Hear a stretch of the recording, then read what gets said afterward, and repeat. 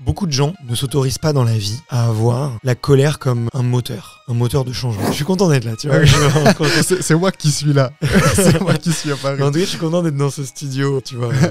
On fait une petite bulle suisse au sein de l'atmosphère parisienne, parfois un peu ronchonne, tu vois. Je pense qu'un des meilleurs hacks dans la vie pour changer de vie et devenir la personne que tu as envie d'être, c'est d'essayer de te rapprocher le plus possible des personnes qui te montrent la voie. Moi, j'ai envie de leur dire, ouais, c'est facile. Parce que petit à petit, j'ai construit un écosystème dans lequel j'ai plus la tentation d'être une mauvaise version de moi-même. Toutes les propositions que j'ai autour maintenant, c'est que du bonheur en fait. C'est que des gens qui font exactement ce que j'ai envie de faire. Une anecdote, je vais te raconter mon premier épisode. Tu sais ce qui s'est passé pour mon premier épisode? Tu le mentionnais tout à l'heure. Donc pour mon premier épisode,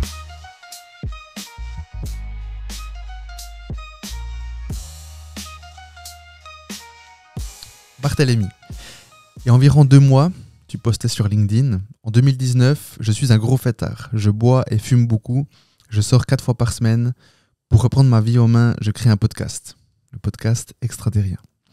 Chaque semaine, je rencontre une ou un athlète qui m'inspire. Ils me transmettent les clés du succès. Et moi, en lisant ce post, alors déjà je l'ai enregistré, et je me disais, comment tu passes en 2019 à 5 ans plus tard à avoir le podcast, la référence du podcast sport française, vivre de son podcast et viser les championnats du monde Irox. On a combien de temps là? Écoute, ce serait très difficile et un peu présomptueux de résumer 5 ans de vie tu vois, dans une petite réponse, mais je pense, si on devait donner 3 éléments un peu de réflexion et 3 éléments de réponse.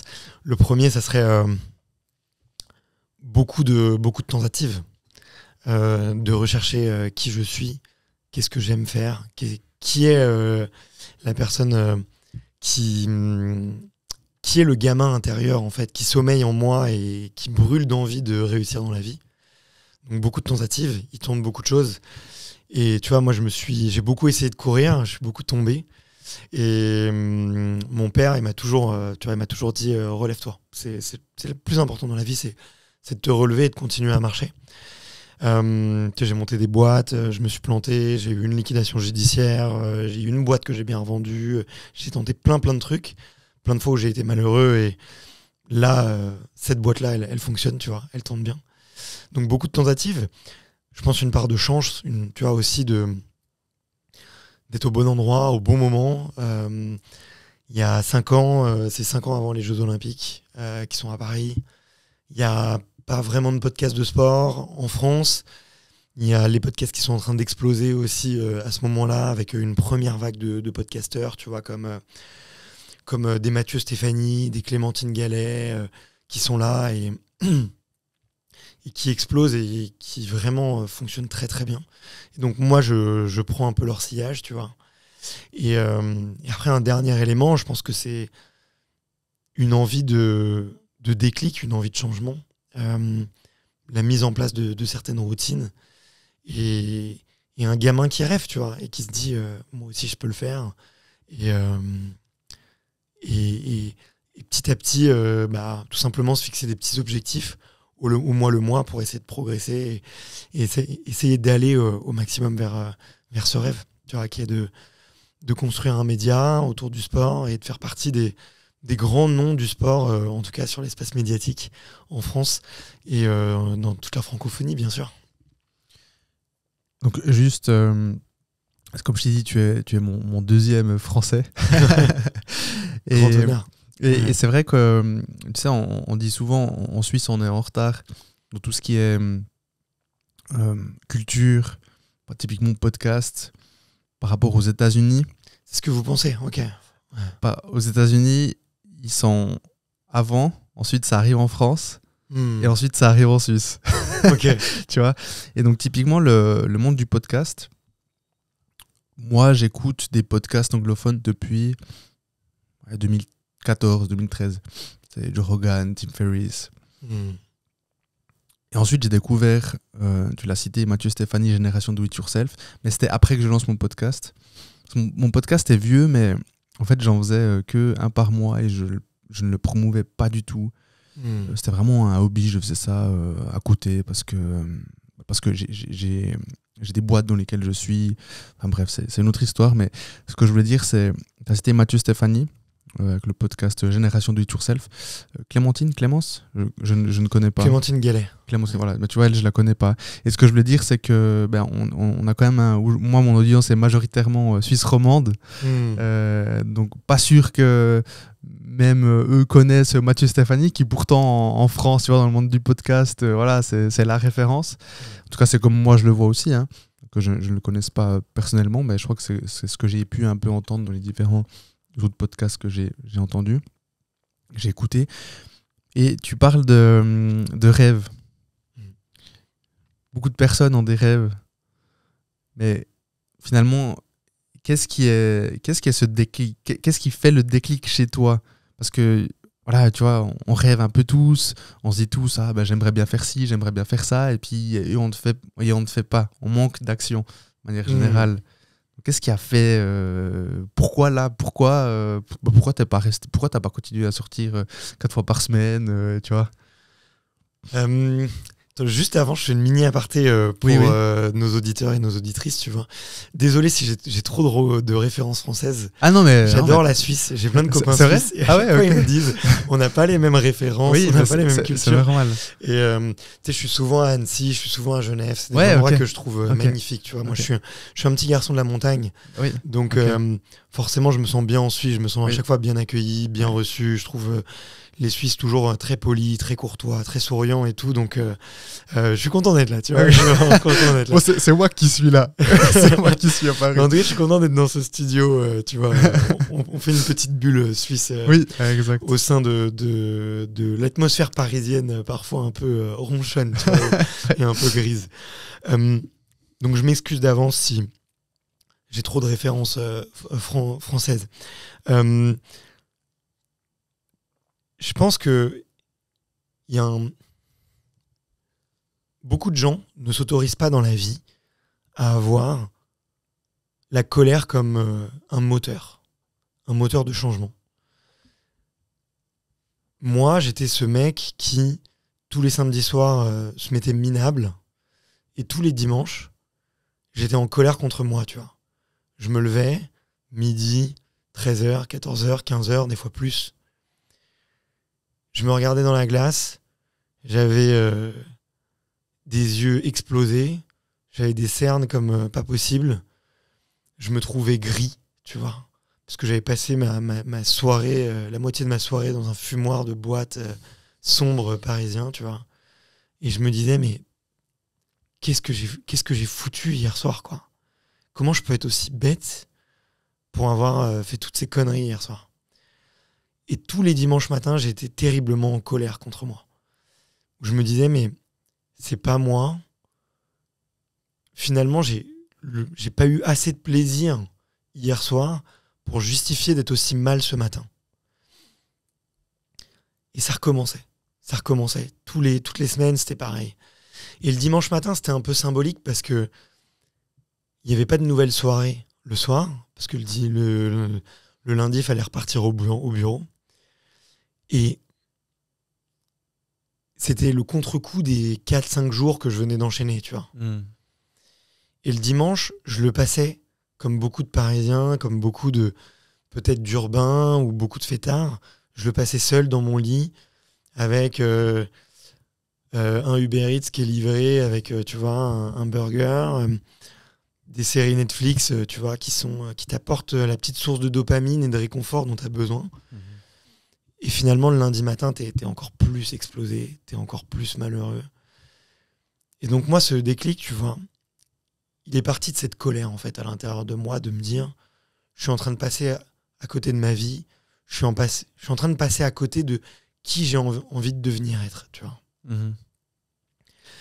Et je sais que dans les questions que tu as envie de me poser, c'est quelle est un peu la définition du succès pour moi? Et je pense que une des premières définitions du succès, c'est être fier de soi. Et c'est pas forcément être le meilleur dans ce que tu fais, c'est pas forcément être le plus riche, le plus visible, le plus gros podcast, le plus gros média. Mais ça commence par vraiment, toi, vraiment te sentir fier. Voilà. Et 2, avoir le sentiment d'être la meilleure version de soi-même. Ça, pour moi, c'est ça la définition du succès.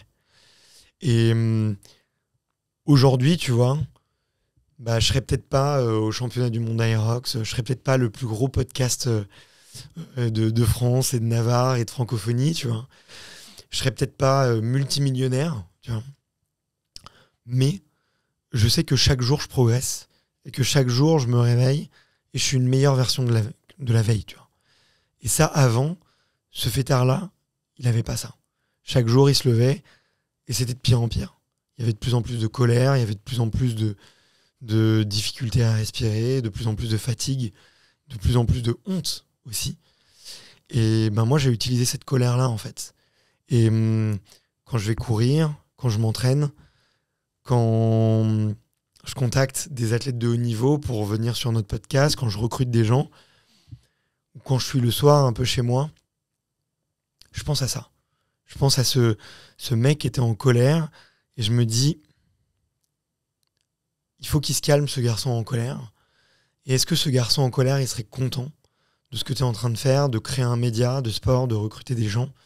Maintenant, on va être une petite dizaine, tu vas bosser sur Extraterrien quasiment à plein temps. Bravo. Je me dis, waouh, ce mec-là, il peut être content parce qu'il y a 5 ans, il aurait rêvé d'être là, en fait. Il aurait rêvé d'être dans une team de sportifs semi-pro, d'être presque entièrement financé pour réaliser ses projets sportifs, être de plus en plus visible, vivre de ma passion, qui est le sport. Parce que 80% de la journée que je passe, tu vois, c'est à 100% être dans le sport, être avec des athlètes, comprendre la performance de haut niveau. Donc, ouais, c'est regarder en arrière et se dire, je suis fier de tout le chemin parcouru, quoi. Voilà. Et t'arrives vraiment, tu acceptes cette fierté? C'est une bonne question. On part déjà dans les questions très profondes, merci, mais il y a... je pense qu'il y a deux éléments de réponse. Je pense que tous les performeurs, au fond d'eux, tous les champions, les entrepreneurs, sont des gens qui sont très perfectionnistes, qui vont toujours chercher le plus, qui vont toujours chercher à progresser, qui vont toujours se remettre en question. Donc il y a toujours une partie d'eux qui va être insatisfaite et qui va leur donner envie de progresser, de construire quelque chose, d'aller encore plus loin de l'avant. Et en même temps,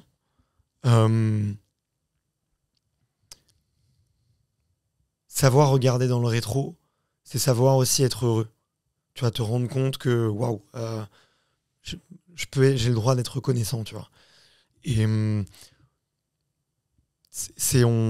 pense que si on fait que l'un, tu vois, si on fait que être dans la recherche du plus et de la progression, on est systématiquement malheureux. Parce que on est un éternel insatisfait, on est toujours à la recherche de plus. Et c'est important de vouloir progresser, de se sentir s'améliorer. Mais regarder dans le rétro, c'est ça qui te rend reconnaissant, en fait. C'est ça qui te fait dire, waouh, le chemin parcouru est beau.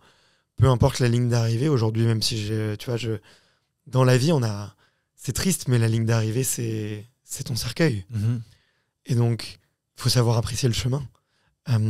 Et si tu regardes pas dans le rétroviseur de la vie, bah, tu regardes que ton cercueil, finalement. Et dans le cercueil, tu remportes rien, tu vois, hormis tes souvenirs. Tu t'emportes que ce que tu as fait avant. Donc, ce que tu n'as pas fait. Et ce que tu n'as pas fait aussi. Donc, regarder dans le rétro de la vie, ça te permet de dire, ok, qu'est-ce que j'ai réussi ? Qu'est-ce qui me rend vraiment heureux ? Et comment est-ce que j'ai envie de construire les prochaines années de ma vie, tu vois ? Et ça, c'est important de le faire. Complètement. Barthélemy, avant qu'on continue, qui es-tu ? Je te laisse, prends. Tu vas te dessécher sinon. Parce que en plus, j'étais à Aerox ce week-end. Oui. Des gens me disent que j'ai une voix un peu cassée, une voix un peu de radio et tout. Là, tu me récupères après un week-end à Aerox où le samedi soir, j'ai un peu fêté, tu vois. Je suis un tout petit peu retombé dans mes travers pour célébrer. Je pense qu'il y a des petits moments, il faut aussi un peu. Ouais, je suis d'accord. Ouais. Et tu vois, je me suis levé dimanche en me disant, c'est fou parce que j'avais pas fait la fête depuis quasiment 6 mois. Mhm. Et là, je l'ai un tout petit peu fait. Ouais. Et je me suis dit, ouais, ça m'apporte plus grand-chose. Next time, j'ai pas besoin, tu vois. Ouais, J'ai plus ok. besoin de faire la fête. Tu ne fais plus vraiment. De moins en moins. Ouais. De moins en moins. En fait, j'y trouve de moins en moins de plaisir, Ouais, tu vois. ok. Je trouve que c'est bon, tu vois, de célébrer. En fait, ce que je comprends, c'est que c'est important quand tu te fixes des gros objectifs de vie, quand tu te fixes des gros moments de routine, tu vois, avec beaucoup d'habitudes. C'est important d'avoir peut-être un moment de cassure, de célébrer, tu vois. Mais ça peut être un bon resto, ça peut être... en fait, ça peut être quelque chose de sain aussi. Mhm. C'est pas forcément quelque chose de malsain, quoi. Ouais. Tu vois. Ouais. C'est un truc que j'avais lu dans Atomic Habits, c'est de te dire... c'est un bouquin qui est vraiment fantastique pour les habitudes, la construction d'une personnalité qui va vers l'excellence. L'auteur, moi je l'ai écouté en audio, mais j'ai plus le nom de l'auteur. James Clear, il me semble. Ouais, James Clear. Qui a un super compte LinkedIn, qui a une super newsletter aussi que je recommande vraiment. C'est exceptionnel. Chaque mot qu'il écrit, il écrit vraiment très bien. Chaque mot est très bien pensé, tu vois. C'est une grosse source d'inspiration pour moi. Et ce que lui dit, tu vois, c'est que le tort, c'est que souvent on peut trouver une source de récompense qui est l'exact opposé de la personne que tu as envie de devenir, tu vois, ou des objectifs que tu t'es fixés. Typiquement, j'ai envie de perdre beaucoup de poids, je fais un régime, j'essaye de prendre des habitudes de plus en plus saines. La récompense que je vais me fixer, c'est un gros cheat meal, tu vois, un gros burger, hyper gras et tout. Est-ce que tu peux essayer de trouver une récompense qui fait du sens pour toi aussi et qui est alignée avec ton objectif? Tu as le droit, ok, d'avoir cette récompense un peu malsaine, tu vois, qui est désalignée de ton objectif. Mais si tu trouves une récompense saine et alignée, ça va vraiment te faire avoir des résultats exponentiels, tu vois.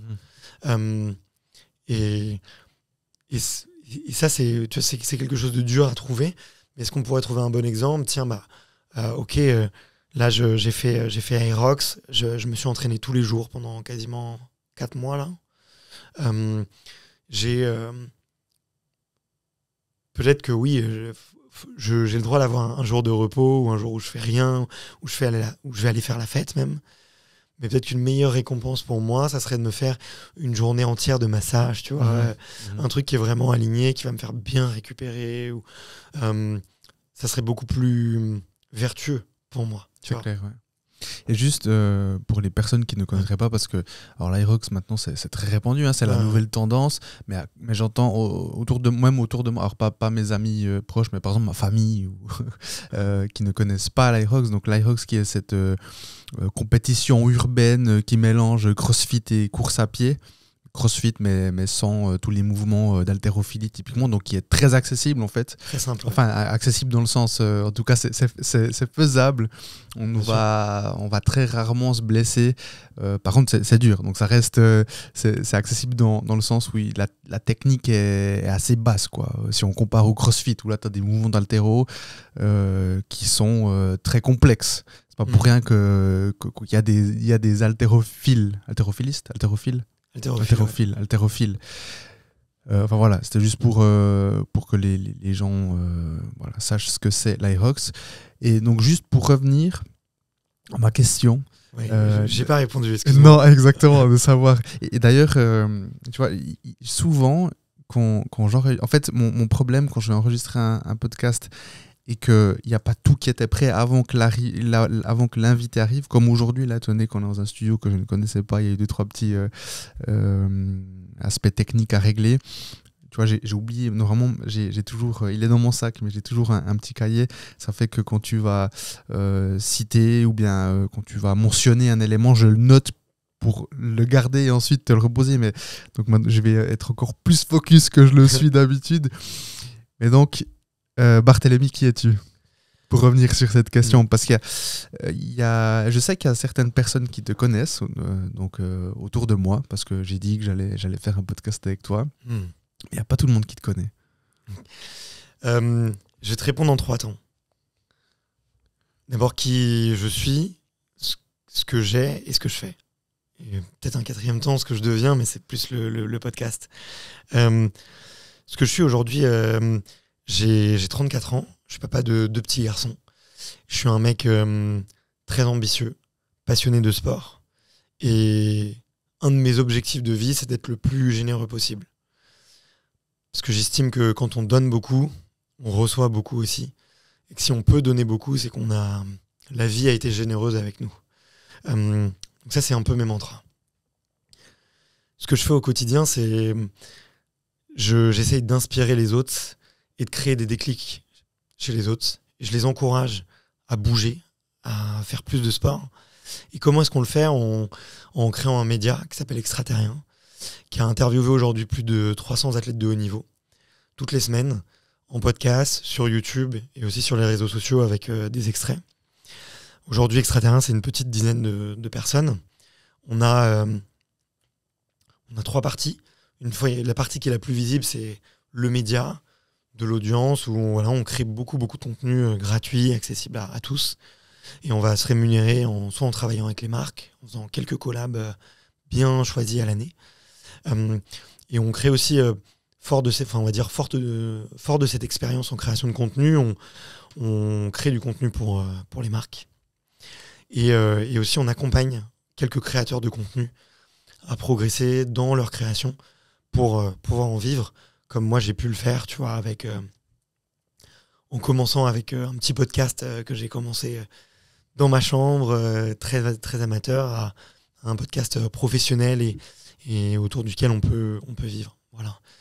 Donc j'aspire à être une meilleure version du quotidien.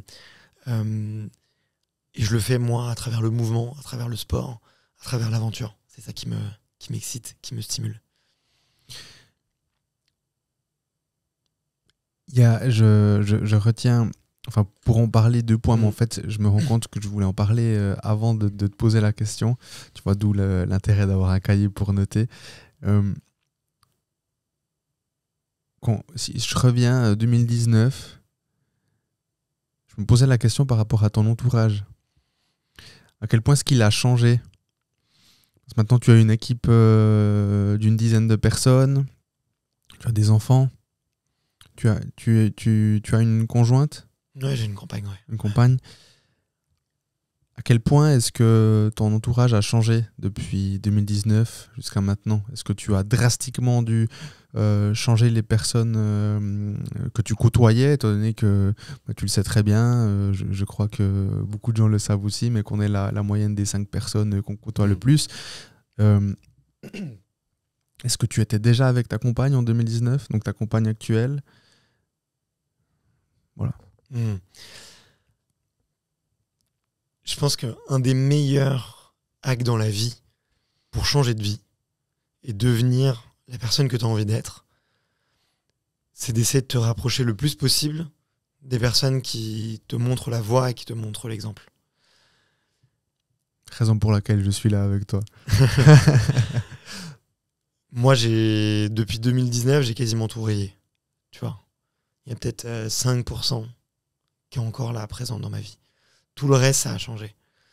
Ça, je pense que c'est vraiment hyper important parce que j'imagine, alors je pense pas que ce soit forcément le cas de la majorité des gens qui nous écoutent, mais on connaît tous une personne qui est dans ce schéma-là et qui a peur de ce changement et qui a peur de malheureusement quitter sa compagne parce qu'il est toxique, qui a peur de dire à son meilleur pote d'enfance écoute, il faut soit on va moins se voir et puis petit à petit s'éloigner, ou soit voilà, on ne répond plus parce qu'on veut changer et puis on se rend compte que la personne qui est à côté de soi est celle qui te tire en fait en arrière. Donc, je voulais vraiment souligner cette partie-là parce que je ne connaissais pas la réponse, mais j'imaginais. Donc voilà, je trouve que c'est important, quoi. Ouais, et tu vois, c'est un hack tout bête. Mais si tu as envie de devenir athlète de haut niveau, entoure-toi d'athlètes de haut niveau. Si tu as envie de devenir entrepreneur, entoure-toi d'entrepreneurs. Si tu as envie de devenir artiste, entoure-toi d'artistes. Et le changement, il va se faire automatiquement. Par contre, t'as pas de résultat exceptionnel si t'as pas fait de changement exceptionnel. C'est impossible. Donc pour moi, le changement exceptionnel, c'était et un peu drastique. Ça a été presque du jour au lendemain de supprimer, de supprimer beaucoup de relations. Et en l'espace d'un an, ouais, j'ai quasiment changé tous mes amis, j'ai quasiment changé tout mon entourage le plus proche. Et bien sûr, je suis pas devenu un athlète de haut niveau du jour au lendemain. Bien sûr qu'il a fallu s'entraîner. Mais c'est devenu complètement normal pour moi de m'entraîner. Et en l'espace de quelques années, juste en changeant mes relations, aujourd'hui, tu vois, dans le monde du sport, je m'entraîne avec une athlète semi-pro, en partie financée par un sponsor, Puma, que j'embrasse et que je remercie. Puma, t'as dit ? Ouais, Puma. Ouais, ok.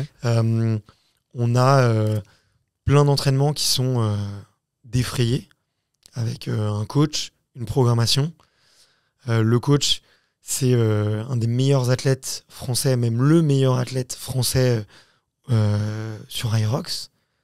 Qu'est-ce que je voulais de mieux, tu vois. Et en fait, ce que j'ai commencé tu peux le citer ou c'est Geoffrey Voisin, ouais. Geoffrey Voisin, ok.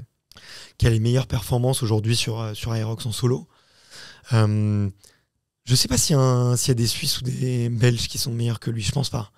C'est 57 minutes 45. Voilà, donc c'est impressionnant, hein, c'est top 10, top 15 mondial.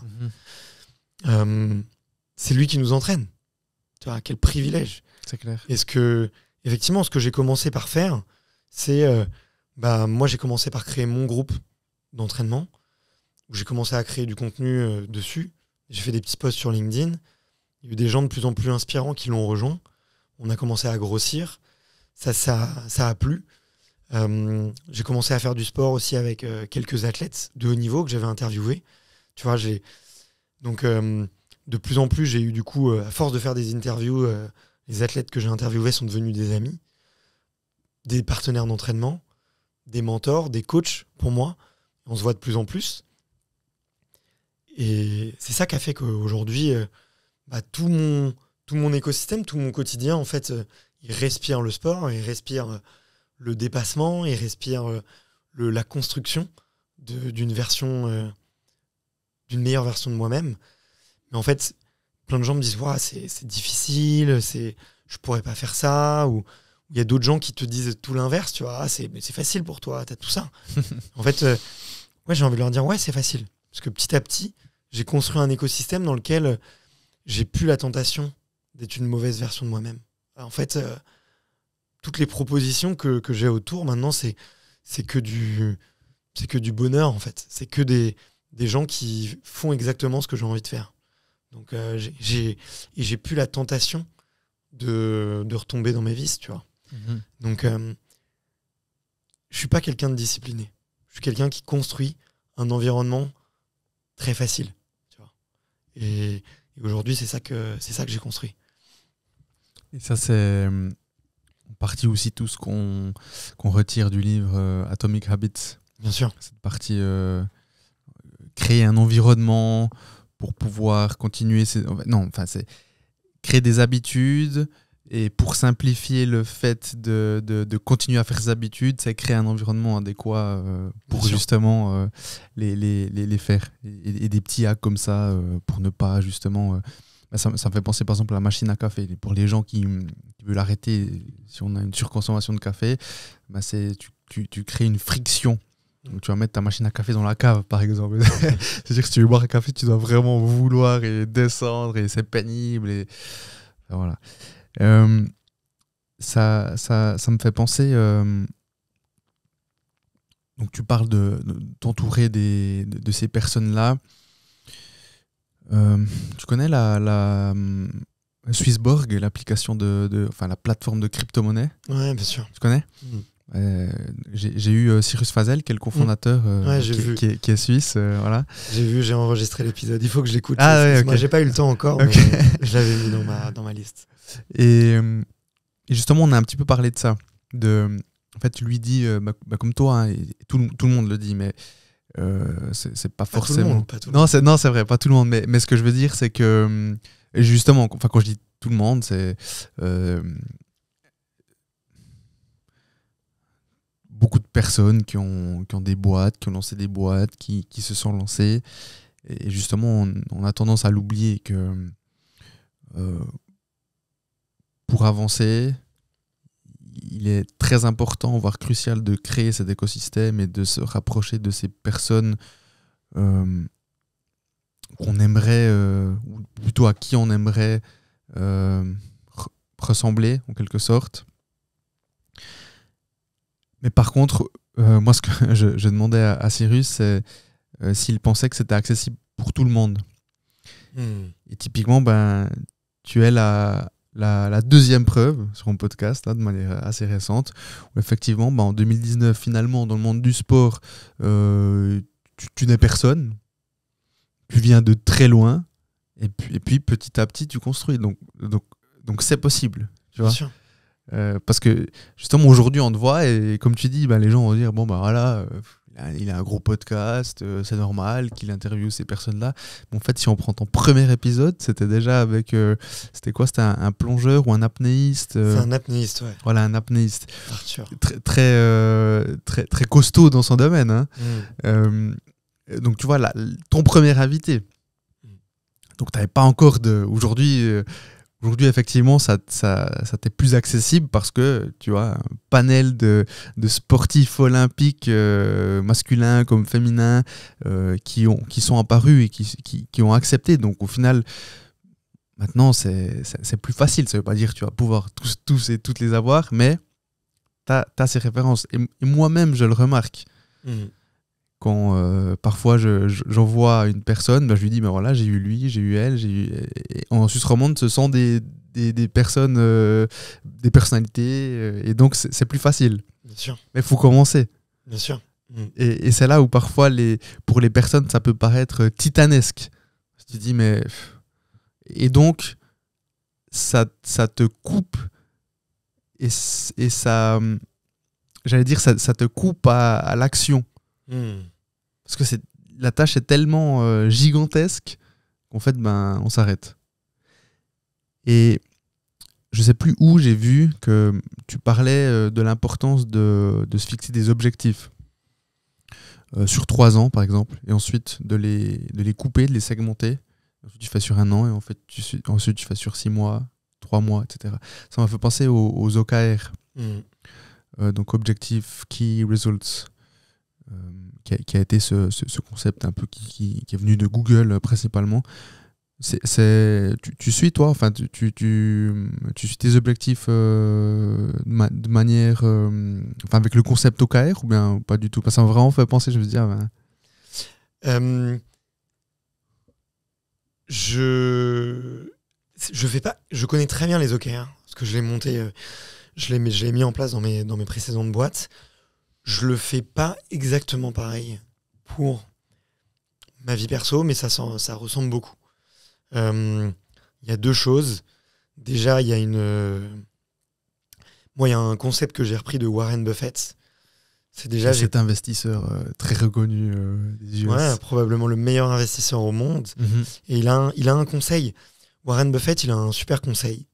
Il te dit, prends une feuille blanche et tu écris tous les rêves que tu as et que tu as envie de vivre. Et vraiment, tu les écris tous.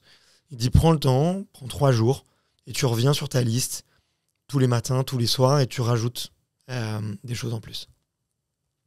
Une fois que tu as rempli cette liste, tu prends 1 heure et tu classes tous ces rêves par ordre de priorité pour toi. C'est vraiment c'est quoi le rêve numéro 1 que tu as envie de vivre, le rêve numéro 2, etc., etc. Une fois que tu as cette liste qui est classée,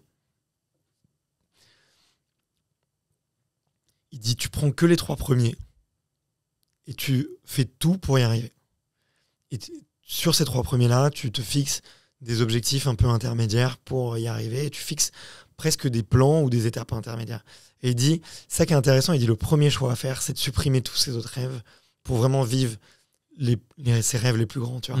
Donc ça, c'est quelque chose que j'ai fait. Et ensuite, j'essaye, tu vois, tous les ans de me poser une fois à l'année.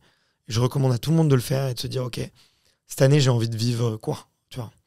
Et une autre très bonne manière de faire, c'est de te dire qui est-ce que j'ai envie d'être dans un an. Parce que comme ça, tu te concentres pas sur le résultat. Tu vois, si tu te dis oui, tiens, j'ai envie de faire 1 million d'écoutes sur mon podcast ou tiens, j'ai envie de faire 1 million de chiffre d'affaires, bah, tu peux te démoraliser si tu vois que les résultats ils n'avancent pas.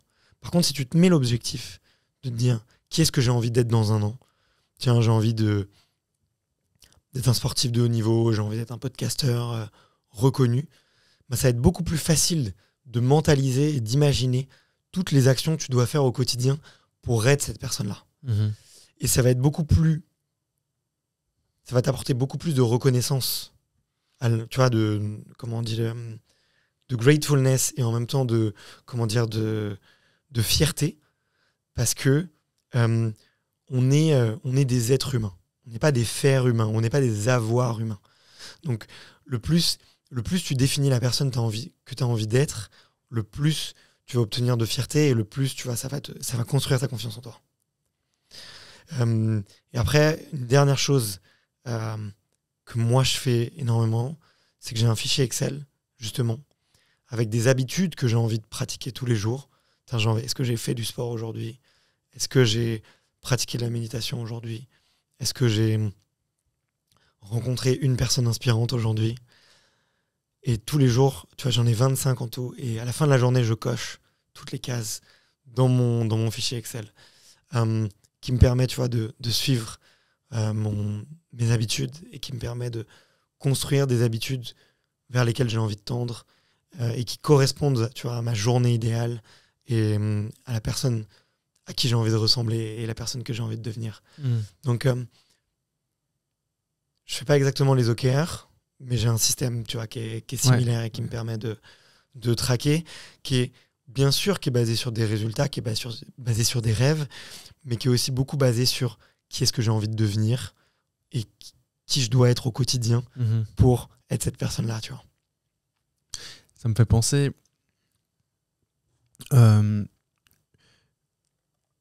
tu sais, on dit beaucoup, en l'occurrence, un ami, Julien Guenia, qui est indépendant et qui vit de son blog et puis qui est auteur. Je lui dis dans mon podcast aussi. Lui, c'est l'organisologie. C'est sa thématique. Donc, comment bien s'organiser pour être plus productif, pour sortir de l'opérationnel, etc. Il lui dit que on mesure uniquement ce qui est contrôlable. Donc, tu vois, ça me fait penser à ce que tu dis où aller viser 1 million d'écoutes, est-ce que c'est vraiment contrôlable ? Par contre, je veux rencontrer 10, 20, voilà, tu as dit une personne inspirante par jour. Ben, ça, en tout cas, c'est...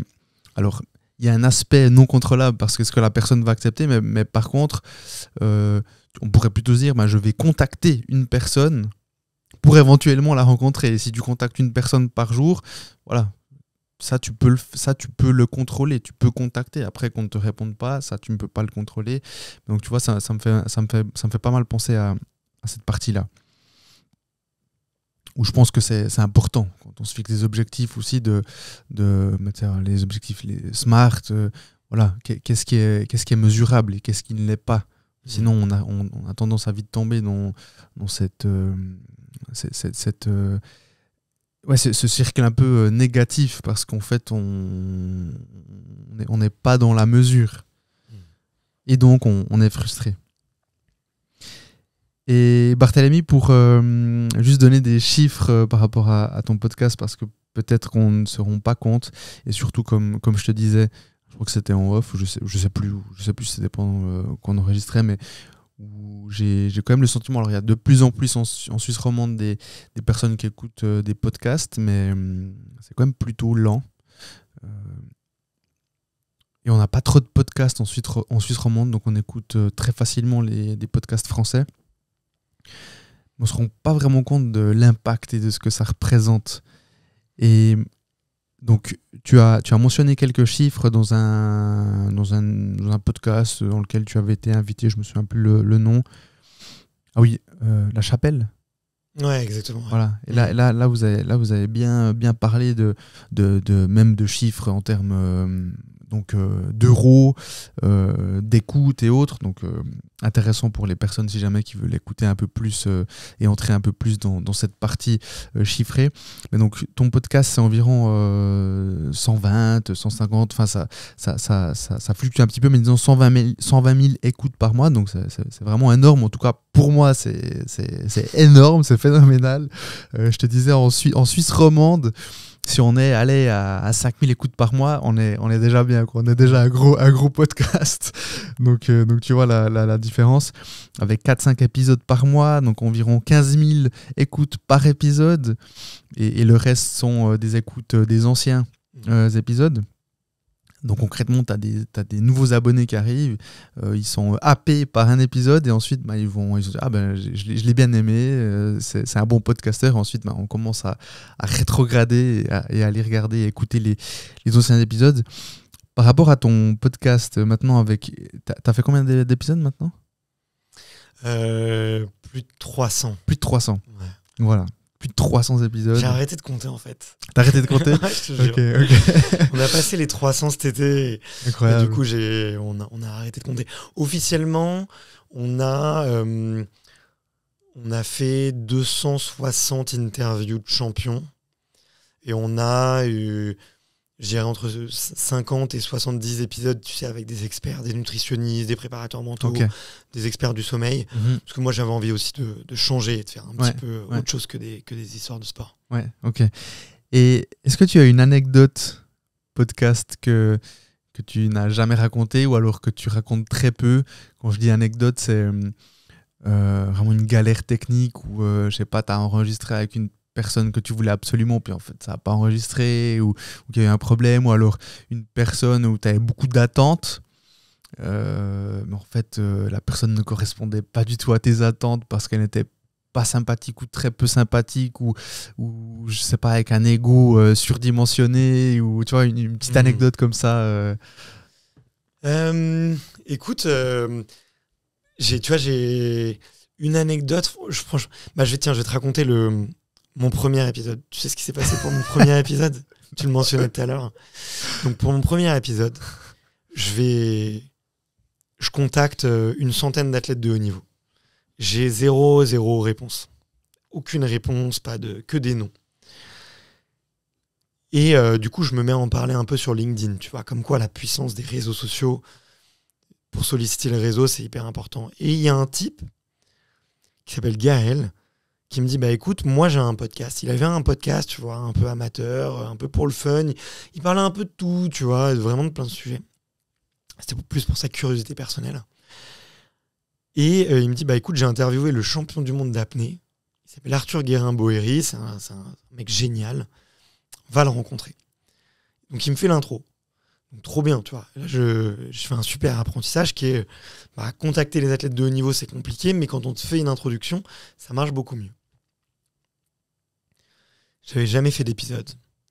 J'arrive, donc j'avais un peu testé l'enregistreur chez moi, j'avais fait des tests, j'avais fait une interview à blanc avec ma compagne à l'époque et tout. Je me pointe chez lui, déjà je suis un peu surpris. À l'époque, c'était très compliqué pour lui, financièrement.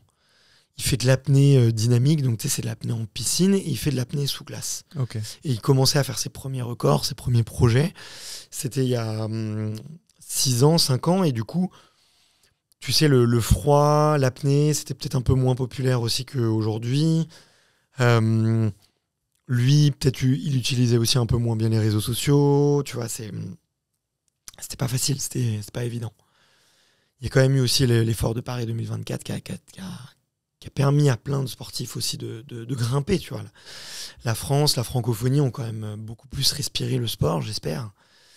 Et donc je me pointe chez lui, tu vois, il a son petit appart, je vois que pour lui la vie est pas hyper facile et tout. Et on commence l'épisode, je suis très stressé, j'ai les mains moites et tout. Et on lance l'interview, je commence à lui poser les questions. Il me raconte, tu vois, c'était je sentais qu'il était à fond dedans, tu vois. Il était très bon storyteller, il raconte des belles histoires et tout. Et à un moment, je regarde l'enregistreur, et là, je vois 0, 0, 0, et je vois pas le petit bouton rouge. Je fais, oh, zut. Qu'est-ce que j'ai fait? Et là, je réalise, je dis, ouais, en fait, ça fait 20 minutes qu'on est en train de parler. Et j'ai toujours pas appuyé sur enregistrer. Et je vois qu'il est à fond et tout. Et là, je commence à avoir les mains moites et je me dis, au fond de moi, je me dis, j'ai 2 options. J'ai que 2 options. Tu sais, je prends le temps, tu vois. Je me dis, de toute façon, j'ai déjà perdu 30 minutes. Je peux en perdre 3 ou 4 de plus pour réfléchir. Mais je l'écoute plus, tu vois. Et j'essaie de me faire tous les scénarios possibles dans la tête et je me dis, en fait, finalement, j'ai que 2 options. Soit j'arrête, soit je lui dis rien. Je fais toute l'interview comme ça se passe bien. J'aurais préservé mon ego de face à face, tu vois, vis-à-vis de lui. Mais j'aurais perdu l'interview. J'aurais juste préservé ma fierté. Soit je lui dis tout de suite, on recommence tout. Il va être énervé, voilà, mon ego va en prendre un coup. Mais je vais plus servir la personne que j'ai envie de devenir demain. À savoir, j'ai obtenu une première interview publiée et enregistrée, tu vois. Et je me suis dit, ok, pour construire le podcast, le plus important, c'est pas de préserver mon ego, c'est d'avoir un épisode qui soit enregistré, même s'il n'est pas de très bonne qualité, et même s'il est un peu énervé. Et je lui dis, écoute, et du coup là, je fais, ok, j'ai compris. Je lui dis, Arthur, je suis désolé, j'ai fait une bourde, c'était mon premier épisode, j'ai pas enregistré. Et là, je sentais que la pression allait monter sur lui. Là, il était pas content. Mais comme c'est quand même un sport, tu vois, l'apnée, c'est un sport de calme, de respiration. Je sentis qu'il a eu 10 secondes de trouble, d'énervement. Puis il a respiré, puis il est reparti. Il a recommencé. Donc, tu vois, ça peut arriver à tout le monde. Mais moi aussi, je suis passé par là. Et les erreurs techniques, ça a passé par là. Et ça m'a rappelé un truc, c'est que les interviews, c'est cool, mais avoir un protocole, tu vois, d'enregistrement, être sûr à chaque fois d'appuyer, c'est le plus important, quoi. Et un truc que je retiens, c'est le plus important, c'est get things done, tu vois.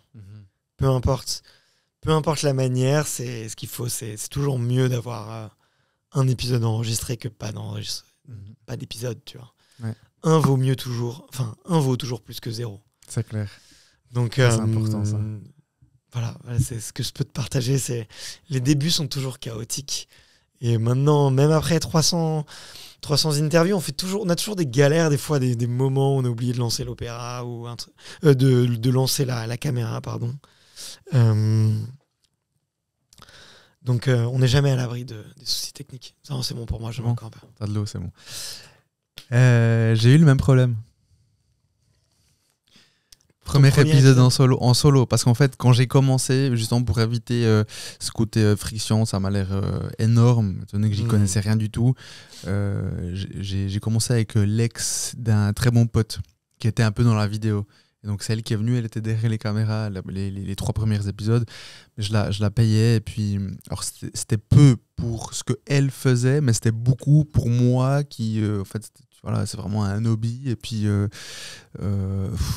tu vois, c'est déjà beaucoup de temps, et en plus si je dois sortir de l'argent comme ça à chaque fois, et donc je me suis équipé, en plus je me déplaçais à Lausanne, j'arrive, mon invité c'était Grégory Ferret, que je salue s'il nous écoute, et il me dit, voilà la salle, et donc c'était le bordel, je devais tout changer dans la salle de conférence, parce que c'était plein de tables collées côte à côte, les chaises, enfin bref, et on commence d'enregistrer, comme toi.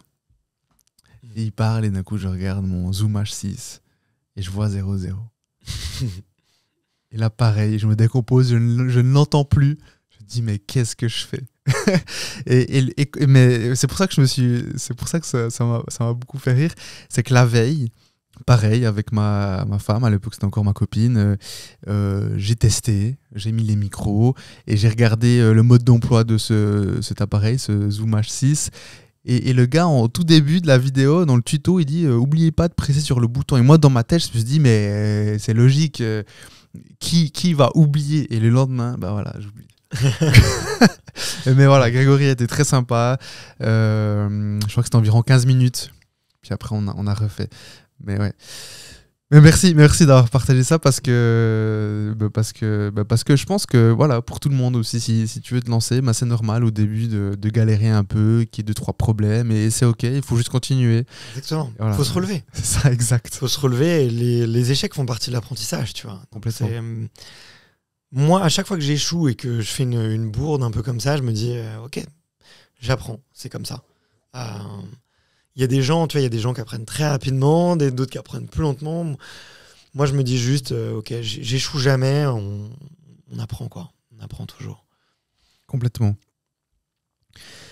Et Barthélemy, comme tu sais, alors voilà, malheureusement, on n'a pas non plus énormément de temps à notre disposition parce que le studio était réservé à un temps donné. Mais il y a environ un mois, tu as posté sur les réseaux sociaux des conseils pour les moins de 30 ans. En tout cas, tu t'adressais aux gens de moins de 30 ans. Et je voulais parcourir avec toi parce que je trouve qu'ils sont concrets, je les trouve importants, intéressants. Et je trouve que... Alors effectivement, il y en a certains qui sont très orientés moins de 30 ans parce que, par exemple, tu dis, voilà, si tu as moins de 30 ans et tu commences, tu débutes dans ta carrière... On va les parcourir assez rapidement, mais ça peut être intéressant, selon tes objectifs, de vivre dans une ville très dynamique. Typiquement Paris. Tu vas faire énormément de rencontres. Si tu veux être dans une start-up, ben voilà, tu es dans un hub national.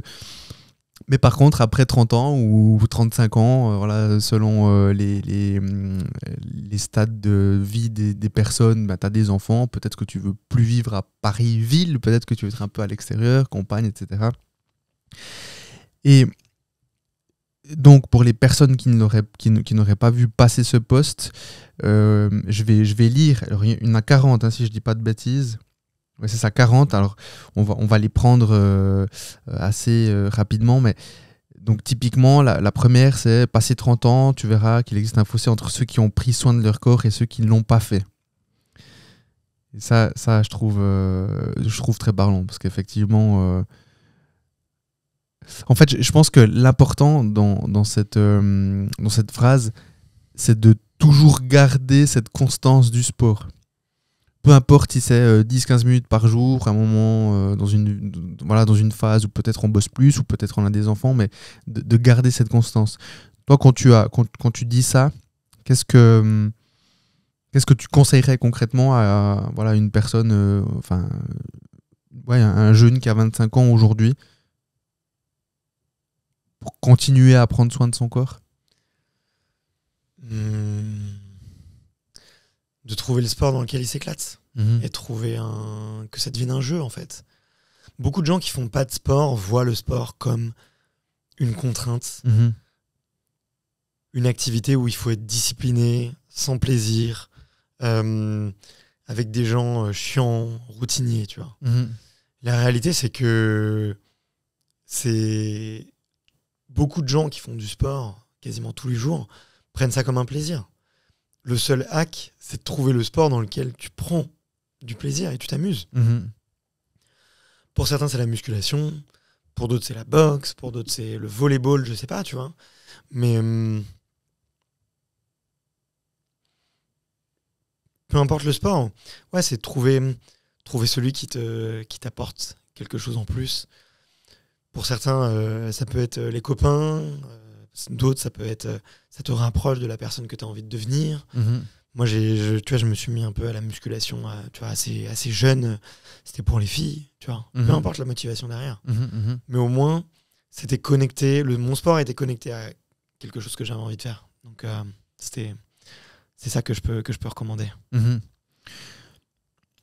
Moi, je me rends compte, on va pas commenter les 40, mais je vais quand même les lire. Dormir 8 heures, donc ça c'est le 2, dormir 8 heures, éteindre ton téléphone et marcher dans la nature te donneront plus de réponses que n'importe quel gourou sur la planète. Ce que je vais faire, c'est que je vais les lire. Et si tu veux absolument rebondir, tu me dis, et puis on en parle. Non, vas-y. Ça te va? Dis-moi celle sur lesquelles tu veux que je rebondisse, plutôt. Ok, donc 3, le sommeil, justement, est la meilleure drogue légale pour améliorer tes performances physiques et cognitives. Donc apprends à bien dormir. Là, il y a un magnifique livre de 500 pages de Matthew Walker, en français, qui est Pourquoi nous dormons, qui est très intéressant. Et tu lis ça et tu dis, effectivement, il faut que je dorme plus. Tes parents ont fait de leur mieux avec ce qu'on leur a enseigné. Bien sûr, ils n'étaient pas parfaits, mais tu ne le seras pas non plus. Appréciez-les. 5. Le sport est l'antidépresseur le plus sous-utilisé. Si ça ne va pas, va courir ou marcher. 6. Tu n'as aucun contrôle sur ce que tu mesures, sur ce que tu ne mesures pas. Si tu souhaites progresser dans un domaine, note chacune de tes actions. Là, justement, toi, tu le fais avec ce document Excel où tu suis tes habitudes. 7. Tu dois avoir fait X avant 30 ans. Oublie ces listes, la seule calendrier qui compte, c'est le tien. 8. Au fur et à mesure que tu progresses, tes amis changeront. Si tu avances et qu'eux reculent, c'est normal de ne plus les voir. Accepte-le. 9. Tenir un journal intime est le plus beau cadeau pour ton, entre guillemets, toi dans 10 ans. C'est pénible que je fasse ça? Non, vas-y. Ça- Non, t'inquiète. Ok. 10. Si une personne te rend anxieuse et te vide de ton énergie, prends-le comme un signal pour ne plus fréquenter cette personne, car ce sera de pire en pire.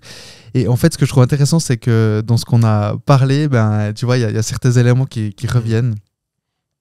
Si tu veux obtenir de meilleurs résultats, trouve de meilleurs amis. Tu es la moyenne des gens que tu côtoies. C'est automatique. 13. Moins tu te soucieras de ce que tu penses, de ce que pensent les autres, plus tu te sentiras libre d'être qui tu es.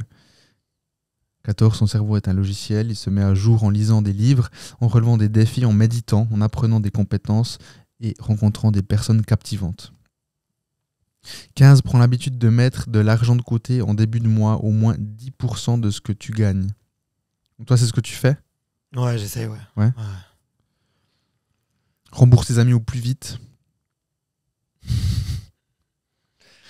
Ça, c'est un truc que j'ai un peu appris à mes dépens. Ouais. Tu vois, je me suis rendu compte que des fois, je laissais traîner et c'est hyper important, je trouve, d'avoir une relation très réglo avec l'argent. Là, tu vois, moi, il y en a 2-3 sur les finances perso. Il y a un bouquin que j'ai lu qui est très bien, c'est Ce que l'argent dit de vous. Ok. Qui est hyper intéressant, que je recommande beaucoup, parce qu'on a tous une relation un peu spécifique avec l'argent. C'est très difficile d'être neutre avec l'argent parce que on associe pour certains l'argent au pouvoir, d'autres associent l'argent à la liberté, d'autres associent l'argent à la réussite. Et certains ont la peur du manque, d'autres ont l'abondance, tu vois. Et ça permet, c'est très intéressant de voir comment on s'est construit par rapport à l'argent et de justement repenser les cartes. Tu vois. Je me dis que ça va être trop long par rapport au temps qu'on a. On mettra le lien. Voilà, le lien, exactement. puis exactement. Ouais, moi, j'ai téléchargé le PDF. Ouais, on mettra le lien, exactement. On mettra le lien. C'est vraiment bien. Je trouve que c'est vraiment bien. Mais voilà, effectivement, c'est un petit peu long. Et ça me fait penser. J'ai pas eu beaucoup de sportifs sur mon podcast. J'ai eu le champion de marathon suisse, Tadej Abraham. Ok. C'était une époque où je courais beaucoup, donc ça m'a fait très plaisir de pouvoir parler avec lui.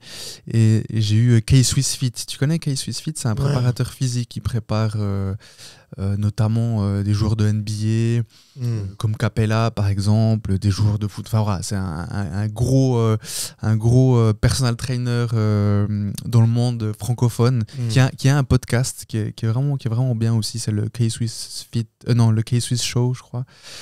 Donc voilà. Oui, je disais, ça m'a fait penser en lisant, en fait, je sais pas pourquoi j'ai pensé à ça, mais je vais te poser une question que je lui ai posée à lui aussi. Toi qui es dans le sport et toi qui fais beaucoup de sport et toi qui fais de l'aérox et toi qui va à la salle de muscu et qui court, quels seraient les 10 et uniques exercices que tu ferais si tu n'avais que ces 10 à faire à vie? Waouh. T'en as 10, pas plus. Le cardio compte. Donc si tu me dis courir en zone 2, c'est 1. Courir en zone 2, hein, c'est quand même la base. Ça, je le ferai vraiment beaucoup. Burpee, mouvement le plus complet. Rameur aussi, très très bien pour le tirage, vraiment à faire beaucoup. Déjà, avec ça, tu fais quasiment tous les muscles. Hein. Franchement, tu regardes, tu en as fait beaucoup. Après, tout le reste, ça va être vraiment pour mettre de la diversité, tu vois. Donc, franchement, tu peux reprendre les 8 mouvements de l'Aerox en vrai. C'est ce que j'allais dire. Voilà, tu cites ta course, les burpees, Ouais, tu peux reprendre le rameur. Ouais, tu peux reprendre tous les mouvements de Aerox qui sont vraiment, vraiment bien, quoi. Donc, t'as le farmer walk, comment en français Ouais, farmer carry, hein, voilà, franchement. voilà. Donc qui est le fait de prendre des poids dans chaque main et puis de marcher avec. Ouais. On a parlé des burpees, T'as le ski, t'as le slade push, ouais. donc c'est un gros chariot à pousser. T'as le slade pull, c'est un gros chariot à tirer plutôt. Et wall ball. Quatrième, c'est justement les burpees. Le 5e, c'est rameur. 6e, farmer carry. 7, c'est les fentes avec le sac. Et le 8e, c'est le wall ball. Ouais. Ok, donc les gens, si vous n'avez que 8 exercices à faire, allez sur aerox.com ou je sais pas, tapez aerox, regardez ce que c'est et ne faites que ça. Et peut-être aller, s'il faut ajouter un 10e, ce serait peut-être soit du tirage ou des tractions. Ouais. Pour vraiment bien muscler le dos. Ça serait pertinent, ouais, je pense. On dit, j'entends beaucoup. C'est surtout des US, comme je te dis, j'écoute beaucoup. Normalement, j'écoute beaucoup de podcasts des US anglophones, mais c'est vrai que dernièrement, j'ai enchaîné pas mal d'enregistrements. Et donc, en fait, les seules choses que j'écoute sont mes invités. Donc, c'est assez cool aussi. En fait, tu vois, ce podcast, pour moi, c'est un kiff. Pendant que quand je cours, je n'écoute rien, mais typiquement, quand je suis à la salle de muscu, là, je vais écouter. Quand je vais laver la vaisselle, je vais écouter. Si j'ai dans le trajet, ça dépend. De temps en temps, je suis en mode productif, donc je fais beaucoup d'appels. Mais si tout d'un coup, j'ai pas d'appel à faire, ce qui est quand même assez rare, je vais écouter les épisodes. Et c'est vrai que j'ai beaucoup entendu dans les podcasts des US, notamment, les pull-ups, les tractions sont ce que le squat est pour le haut du corps, tu vois. Donc pull-up quand même important. Mais ok, très bien, ça me va. J'avais fait un challenge il y a maintenant 1 an par rapport aux burpees. C'était le fondateur, j'ai plus son nom, mais le fondateur des tu sais, ces courses d'obstacles. Spartan Race. Voilà, merci, les Spartan Race. C'est le fondateur, j'ai plus son nom. Lui a mis les burpees quand tu ne pouvais pas passer l'obstacle. Donc si tu ne peux pas faire l'obstacle, tu dois taper 30 burpees, je crois. Je n'en ai jamais fait. Hein, et il les a mis parce que pour lui, c'est l'exercice le plus complet. Et une fois, il a fait, je sais plus, 600 burpees par jour pendant 2 mois, quelque chose comme ça, ou 400, je sais plus. Il a fait que ça, je crois. Et ensuite, il allait courir avec un pote à lui qui faisait beaucoup d'endurance et il l'a battu. Et donc, moi, il y a 1 an, j'ai fait 10 000 burpees en 30 jours. Donc, ça faisait... Tu fais combien par jour ?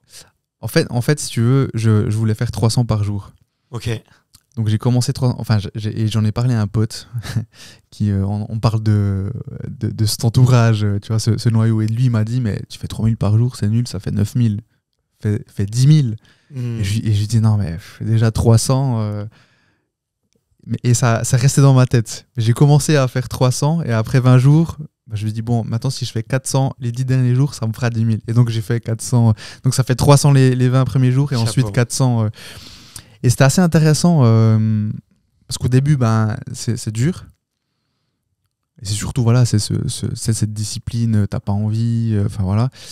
Et puis après, je voyais mon temps diminuer aussi. Et ensuite, d'ajouter les 100 supplémentaires, c'est pas anodin, 100 burpees en plus. Bien sûr. Surtout que c'est pas les... Tu vois, 100, c'était très bon. Tu peux... tu vois, si tu t'échauffes bien et tout, tu peux les claquer en 5 minutes. Mais 100, après en avoir déjà fait 300, Et après en avoir fait déjà pendant 20 jours d'affilée, où tu dois avoir quand même des bonnes courbatures, Ouais. ça commence à piquer. Ouais. Ouais. Chaque fois, j'ai envie de tester. Hein. J'ai envie de tester, ouais. Ça me donne envie. Ouais. Ah, tu vois. Mais sinon, je me redisais, bon, voilà, j'ai déjà fait, alors je sais pas, c'est peut-être un peu dommage de refaire, mais si tu refais, peut-être je refais avec toi à distance depuis la Suisse. Vas-y. Qu'est-ce que tu retiens, toi, de ce passage-là? Tiens, je suis curieux, là, je te retourne une question, mais qu'est-ce que ça t'a appris? Est-ce que ça t'a transformé? Qu'est-ce que tu retiens sur ton corps? Tes 3 gros key learnings? C'est burpees, tu dis? Ouais. Le premier, c'est qu'il n'y a aucune excuse pour ne pas faire de sport. Évidemment, je ne suis pas la personne la plus occupée du monde, mais je suis quand même passablement occupé, je bosse beaucoup. Et les personnes que je rencontre, honnêtement, alors, en toute modestie, hein, mais je pense que je bosse autant qu'elles. Et bon, si Obama allait 5 fois par semaine, s'entraînait 5 fois par semaine, pour moi, il n'y a pas d'excuse. Et là, 30 jours, c'était que 30 jours, on ne parle pas de 10 ans. Les 300 burpees, au début, je les faisais en 25 minutes. Après, le temps a commencé à diminuer, je faisais 12 par minute. Et ensuite, 400, c'était plutôt 30 minutes. Donc, ce que j'ai là, mon point clé, c'est 30 minutes par jour, c'est faisable. Peu importe le temps que tu travailles. Alors bon, j'ai pas d'enfant. Ça, c'est peut-être le seul truc où un père comme toi, mais je sais que toi, tu ne le dirais pas, mais qu'une autre personne qui ne fait pas de sport pourrait me reprocher, me dire « Ouais, mais c'est facile, t'as pas d'enfant. » Mais je suis persuadé que même avec des enfants, et ça, c'est un petit côté égo, mais je me réjouis le jour d'avoir des enfants et de montrer à tout le monde que c'est pas une excuse. Mais donc ça, c'est le premier. 20 minutes, 30 minutes, c'est complètement faisable. Et encore, je dis 20 minutes, 30 minutes, allez, 10 minutes. 10 minutes, c'est possible. Tout le monde peut faire 10 minutes. Mais que ce soit de la marche, peu importe. Donc ça, c'est vraiment le premier truc. Le deuxième truc, c'est fou quand tu te fixes un objectif et que t'en parles. Même quand t'as pas envie de le faire, et t'en as parlé, alors assume. Et donc, tu vois, même les... Alors moi, je suis quand même conscient que j'ai pas forcément besoin de l'extérieur pour me faire avancer et me faire faire des actions. Mais n'empêche que voilà, je devais assumer. J'étais un peu malade un jour. Au lieu de les taper les 300 en un coup, en fait, je les ai fait en plusieurs fois. Je crois que je les ai fait en plusieurs fois, ou alors j'ai fait très lent. Tu vois, je dis, bon, au lieu de faire 12 par minute, j'en fais 10 ou 9 ou je sais plus. Donc en fait, c'est voilà, tu te fixes quelque chose et tu le fais. C'est ce que tu as dit à un moment donné, 1 est plus que 0. Ouais. Voilà. Même si tu es malade, alors je dis pas, c'est pas forcément positif de s'entraîner quand on est malade, mais là en l'occurrence, j'avais cet objectif-là, je voulais le faire et donc je l'ai quand même fait d'une façon différente. Ouais, bien sûr. Donc ça, c'est mes plus gros, mes plus gros points. Merci de me partager ça, très cool. Ouais, avec plaisir. Merci à toi pour la question. Je sais pas quelle heure il est, ouais, mais je crois qu'il y a... Il est -8. Ok, allez, on termine. On a encore 8 minutes. Merci pour ta question, ça m'a fait plaisir. J'avais jamais vraiment, on va dire, formalisé ça. Bon, Bart, je vais passer à quelques questions un peu plus scriptées, notamment... Juste peur qu'ils ouvrent la porte et qu'il y ait tout qui tourne. À mon avis, à 10h, ça va s'ouvrir à 10h, mais... Ah ouais. Ok. Alors, donc une question, c'est une question qui a été posée par un ancien invité. Il ne savait pas qu'il allait te poser cette question à toi. Quel exemple aurais-tu d'une situation où on t'a déconseillé de faire quelque chose, mais tu l'as quand même fait et tu as eu raison?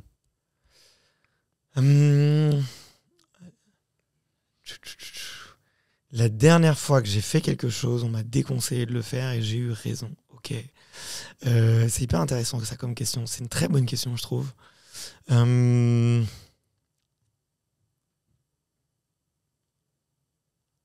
est de Cyrus Fazel, justement. Ok. Swissborg. Ok.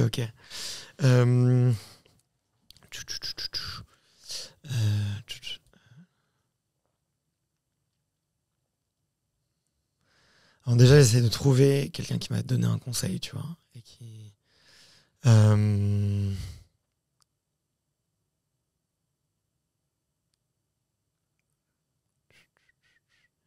Pas facile. Non.